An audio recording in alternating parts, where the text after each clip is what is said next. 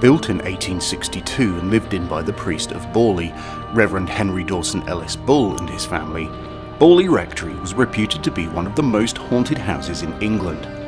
Unfortunately, the rectory burned down in 1939 and was finally demolished in 1944, but not before a number of reported hauntings had appeared in magazines and books of the time.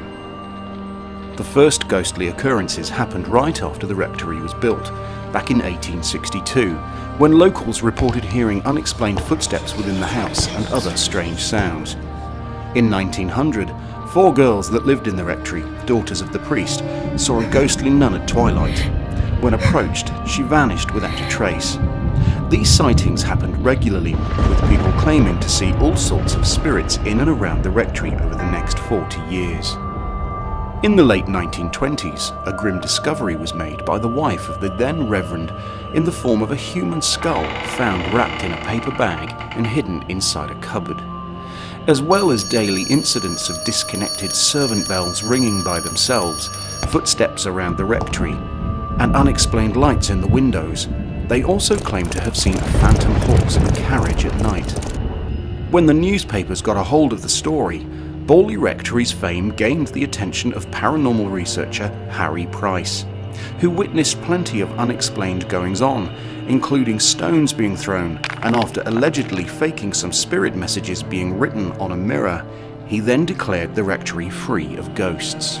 As soon as he left, however, they began again.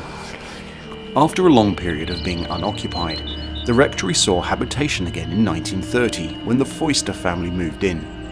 Immediately they began to experience paranormal activity, bells ringing, stones being thrown, writings on the wall, windows being smashed and doors being locked, all without explanation. The Reverend's wife, Marianne, experienced direct poltergeist activity when she was thrown from her bed. Her daughter was attacked by what was described as something horrible, and despite the Reverend trying to exorcise the spirits from the house himself, the incidents continued.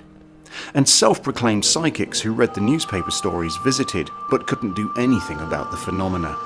They did, however, think that most of the events were being caused by negativity, particularly from Marianne, whether she was doing it consciously or not. Later on, Marianne did confess that she did exaggerate some of the incidents to cover up an affair that she was having. However, this doesn't explain all of the paranormal activity witnessed over the many years. And although some of the investigations were carried out after the Foysters had moved out, not all the incidents can be explained so easily, and some not at all. In May 1937, Harry Price rented the property for 1 year and advertised in the Times for volunteers to join his investigations. 48 people applied. Whilst there, he experienced a number of paranormal events, and during an experiment with a planchette, one investigator received a message which seemed to confirm the legend, with a warning that the rectory would burn down.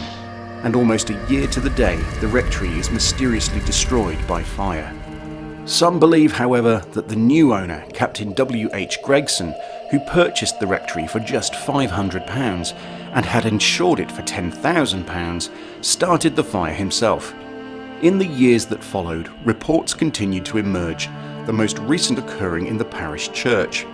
Harry Price died in 1948, and since then many skeptics have dissected his work, explaining all sound phenomena and other phenomena as misrepresented natural occurrences.